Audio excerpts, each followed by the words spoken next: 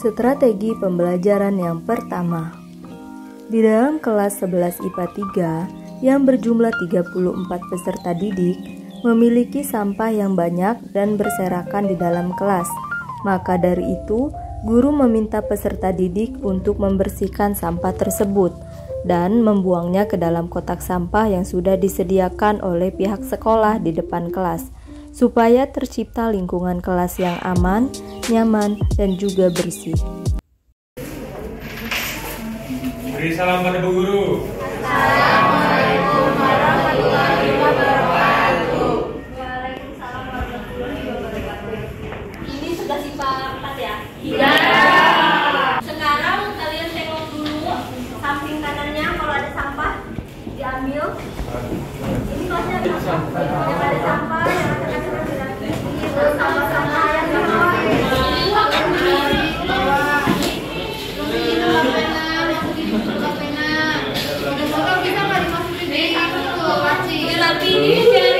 Obat nih. Siapa yang mau obat nih? Obat lu bukan nih. Wadah minum, kalau lintas dulu ya, jangan lupa dibuang buku ya.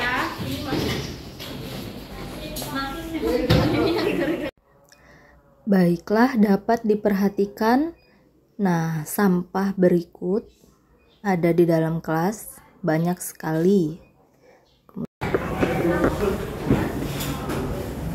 Kalau belajar sama ini nih nak. Penyakit.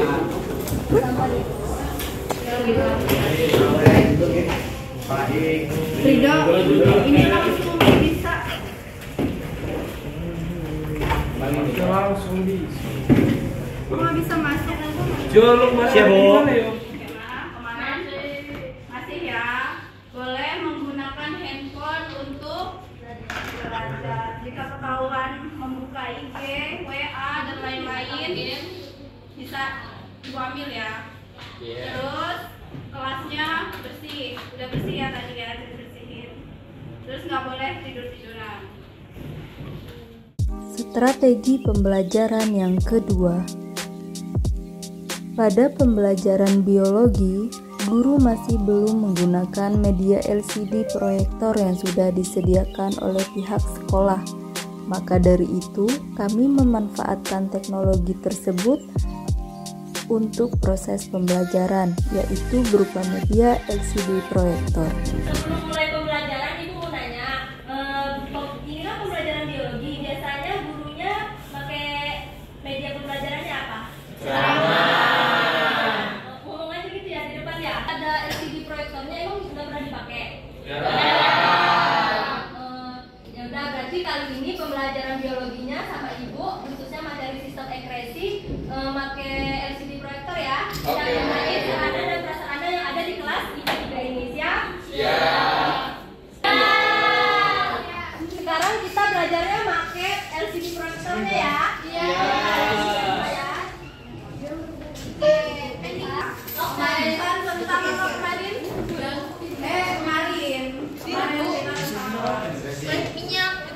Mekanisme. Ya nggak sih? Iya. Ya, mekanisme pembentukan kantung empedu pada hati. Sekarang kita lanjut ke gangguan dan teknologi pada sistem ekskresi. Sebelumnya ada yang tahu nggak gangguan pada organ sistem ekskresi itu ada apa aja? Untuk yang ginjal, apa? Ginjal. Ya, batu ginjal, terus Gagal ginjal. Satu orang angkat tangan. Ayo, angkat tangan. Siapa yang tahu? yang angkat tangan satu. Ayah, siapa? Batu ginjal, Terus, gagal ginjal, terus udah sih itu aja. kalau pada paru-paru? Kalau paru-paru nggak tahu deh. Ya. Bronkitis, Ya, terus? sesak napas, asma, Ya. Kalau pada kulit? Ya. jerawat, biang keringat, lentigo, kanker kulit. Kalau pada hati? Hepatitis termasuk. Apa? Kalau pada hati apa? Hepatitis. Hepatitis atau penyakit kuning. Ya. Tepuk tangan dong buat yang jawab tadi.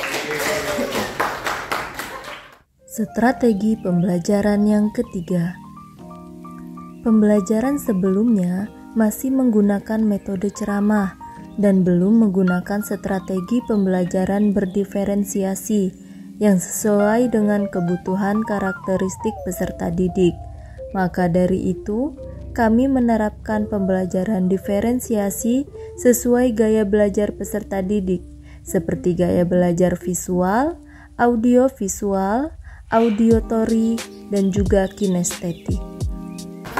Materinya, berarti materi kita hari ini tentang gangguan sistem ekspresi. Tadi udah disebutin sama teman-temannya. Sekarang kita lanjut. Bukunya ya, buku apa? Apa? LKS ya. LKS aja. LKS tadi ya? Coba LKS yang mana? Oh, jadi sebelumnya sama Ibu Emelda belajar biologinya pakai LKS aja. Iya. Jadi lebih kayak gambar organ. Oh, dia lebih ke konsepnya dia. Oh, jadi materinya dia gitu loh. Nah, sekarang di sini sama Ibu kita mulai belajar pakai LKPD ya. Kemarin udah diberi kelompok ya? Oh ya. Jadi nanti silakan anak-anak sesuai dengan gaya belajarnya sendiri-sendiri ya. Kalau yang audio, yang visual, kinestetik, begitupun yang audio tutorial ya. Nanti Ibu bagi LKPD-nya. Jadi nanti setelah ini anak-anak silakan duduknya per kelompoknya masing-masing ya, sesuai gaya belajarnya sendiri-sendiri. Kan waktu sebelumnya pembelajaran biologinya enggak kelompok-kelompok ya? Kelompok-kelompok. Maksudnya sama Ibu Emelda? Iya. Itu kayak gimana? Dari mana? Apakah sesuai dengan visual itu? Apa enggak? Enggak. Random aja. Kalau ini kan kelompok kemarin waktu observasi kan kalian ngisi ini tuh kan? Yang ngisi apakah kalian suka mendengarkan gurunya saat ceramah? Kalau yang enggak ya enggak. Jadi kan pengelompokannya itu benar-benar disesuaikan dengan keinginan kalian. Ya? Siap ya? Masih ingat kan kelompoknya kemarin? Masih. Ayo, sekarang duduk sama kelompoknya. Ya, putar balik ini ya. Nanti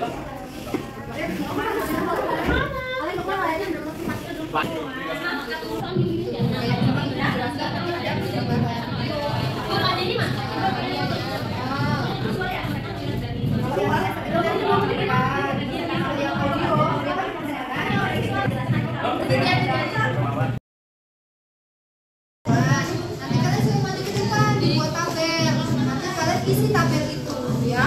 Berarti kalau kita kalian bergerak tubuhnya, gitu. Oke? Tipe kinestetik adalah tipe orang yang cenderung menerima informasi paling banyak dan paling efektif dengan melibatkan gerakan tubuh, peragaan, dan aktivitas fisik.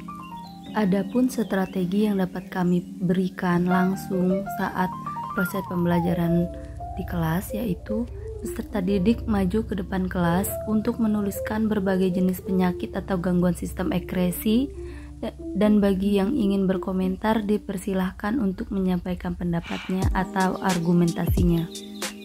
Strategi lain yang dapat diberikan oleh guru yaitu yang pertama, mengajak peserta didik belajar sambil mengeksplorasi lingkungannya, seperti menggunakan objek sesungguhnya untuk belajar konsep baru.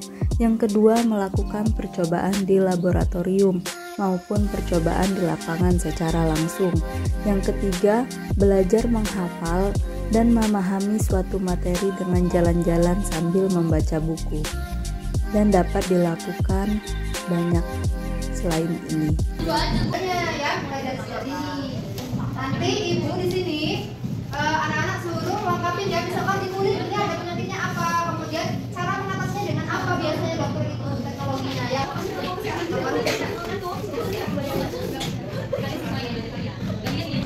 Saya Ritmo.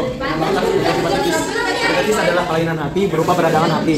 Peradangan ditandai dengan peningkatan kadar enzim hati yang disebabkan adanya gangguan atau kerusakan pembuluh hati. Ada dua faktor penyebabnya, yaitu faktor infeksi dan non-infeksi. Faktor penyebab infeksi antara lain virus dan bakteri. Cara mengatasinya dengan mengimplementasikan metode Dempster-Shafer yang bertujuan untuk mendiagnosis jenis-jenis penyakit hepatitis. Oh ya udah maju deh. Tuh, ditulis ya metodenya tadi apa? Ini teknologi menurut kamu ya? Ya apa? Tulis saja. Sabar. Iya benar. Dari yang kita tadi ini Ibu meneruskan ya. Jadi untuk yang paru ini biasanya dokter-dokter itu menggunakan terapi. Jadi itu dia kan bikin faktor tadi. Jadi sel sel dari bakterinya itu dibagiin dulu sebelum dia menyebar ke mana-mana di pasiennya itu. Regenerasinya gimana? Regenerasi sel barunya ya? Iya kan itu kan dia ngebunuh yang jahat, Induknya, iya. induknya. Biasanya kan ngebunuh induk yang jahat. Nah, itu kan ada kata-kata regenerasi. Maksudnya regenerasi itu apa? Regenerasi dari yang baru itu kan yang dibunuh induknya dulu kan ke tubuh pasiennya itu. Jadi yang udah yang mau regenerasi itu kan pembaruan lagi sih, yang belahan lagi. Pembelahan. Itu juga Membentuk sel yang baru. pembentukan sel yang baru itu kan nanti ikut mati karena kan sedikit. Itu kalau menurut di jurnal ya, ibu baca di jurnal. Coba kalian cari coba. Teknologi untuk penyakit paru-paru. Terus ini kelompok visual yaitu Ratu Nyimas, Adelia Andri, Intan Siti, dan Nisa Ayu. Gaya belajar visual yaitu gaya pembelajaran yang menggunakan indera penglihatan atau berfokus pada penglihatan, sehingga mereka lebih mudah paham dan mengingat materi jika melihat visual gambar dari materinya. Kami memberikan strategi langsung pada pembelajaran gaya visual ini, yaitu guru memberikan LKPD yang isinya gambar atau visual mengenai materi gangguan sistem ekskresi yang kemudian peserta didik mengamati gambar tersebut. Gaya belajar visual ya. Jadi kan udah ada instruksinya di LKPD-nya. Ini ada 3 pertanyaan kan. Nah, ini pertanyaan pertama dari gambar ini. Ini gambarnya ini penyakit apa? Apa kalian ngamatin dari gambar yang udah ada di sini? Ini penyakitnya apa? Terus cara pencegahannya gimana ya? Nomor 2. Terus teknologi apa yang Assalamualaikum warahmatullahi wabarakatuh. Waalaikumsalam warahmatullahi wabarakatuh. Halo teman-teman, jadi kami di sini dari kelompok 3 visual akan mempresentasikan hasil belajar kami mengenai LKPD sistem ekskresi. Jadi langsung saja, di sini kan tertera gambar-gambarnya. Ada paru-paru, terus hati, ginjal, sama kulit. Nah, di sini ada penyakit-penyakitnya. Kalau di paru-paru itu penyakit di paru-paru yaitu TBC. Nah, di sini gambar penyakit TBC. Terjadi karena ini tepatnya mikrobakteri tuberkulosis. Terus yang jerawat terjadi di kulit. Terjadi karena produksi sebum berlebihan. Adanya sumbatan pada folikel rambut oleh campuran sel kulit mati dan sebum. Yang ketiga ada penyakit hati yaitu sirosis. Gantian namanya. Sirosis terjadi akibat kerusakan hati jangka panjang, dapat dipicu karena infeksi bakteri hepatitis B.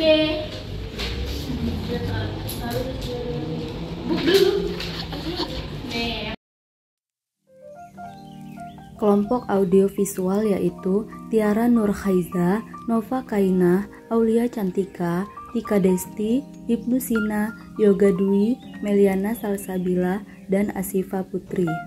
Belajar menggunakan gaya belajar audiovisual berarti menggunakan indera penglihatan berupa maya untuk mengamati, membaca media, menggambar, dan juga mendemonstrasikannya.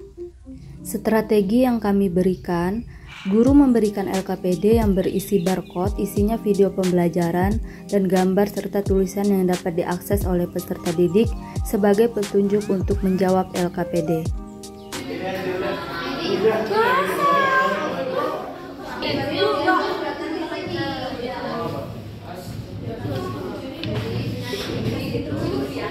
Assalamualaikum warahmatullahi wabarakatuh.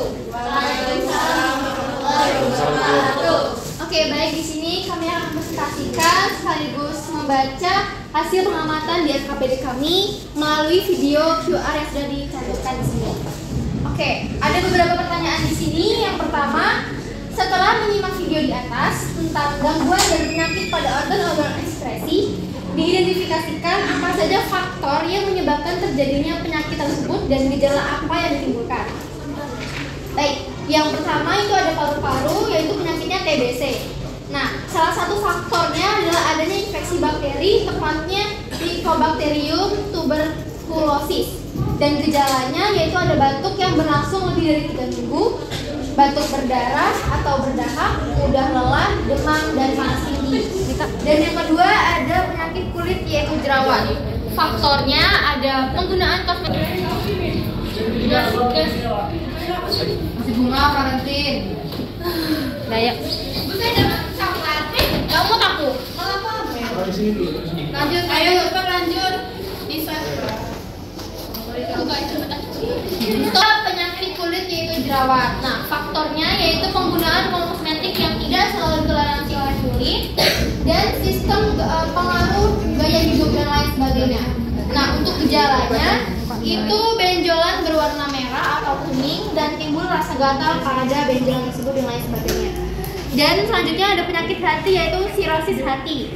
Faktornya yaitu infeksi virus hepatitis dan berat badan yang berlebih. Nah, untuk gejalanya yaitu kulit dan bagian putih mata menguning, muntah darah dan perut membesar. Dan yang terakhir ada penyakit ginjal yaitu albuminuria. Penyebabnya yaitu ada lupus, nefritis dan preeklamsia. Dan yang nomor 2 itu pertanyaannya, diskusikan dengan singkat bersama anggota kelompokmu bagaimana cara agar mengatasi dari gangguan-gangguan pada organ sekresi.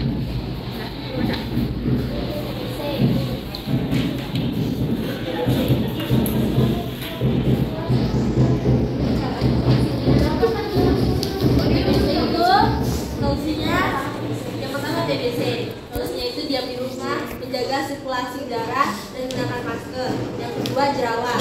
Solusinya membersihkan wajah secara rutin dan menggunakan tabir surya atau sunscreen.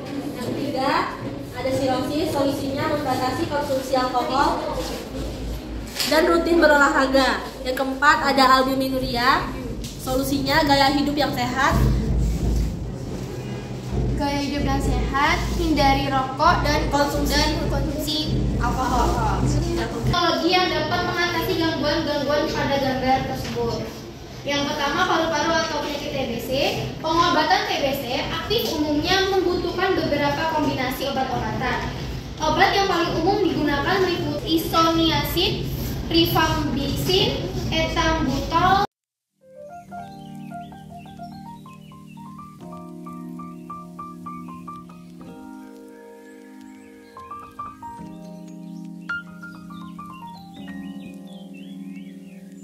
Tidur. Siapa namanya? Ibnu.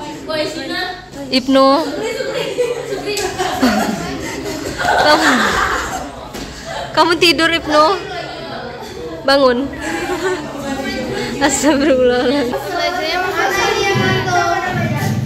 Deva. Ya udah kita ice breaking dulu ya. Bisa semangat. Yes. We are the best. Yes. Ya, siapa yang berani? Jangan apa, aku berani. Tepuk semangat. Yes. We are the best. Yes. Tepuk tangan lebih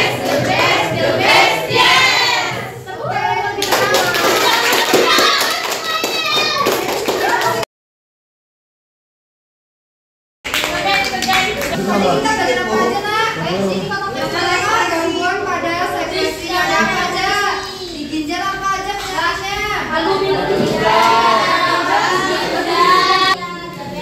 Oh, diabetes. Ya. Kemudian di kulit apa?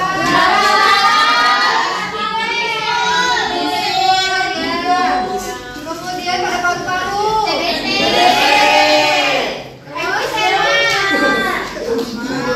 Ada lagi ada apa?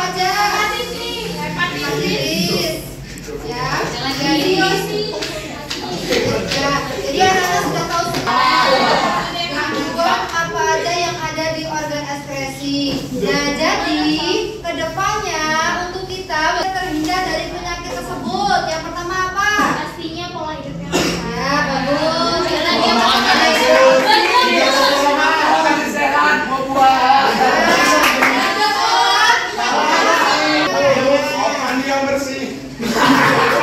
Oke ya, berarti sudah maksud semua ya untuk digangguan. Terima kasih atas waktunya untuk siang hari ini. Semoga ilmu yang didapat pada siang hari ini bermanfaat ya. Amin. Mungkin cukup itu yang dapat kami sampaikan. Kami akhiri. Wassalamualaikum.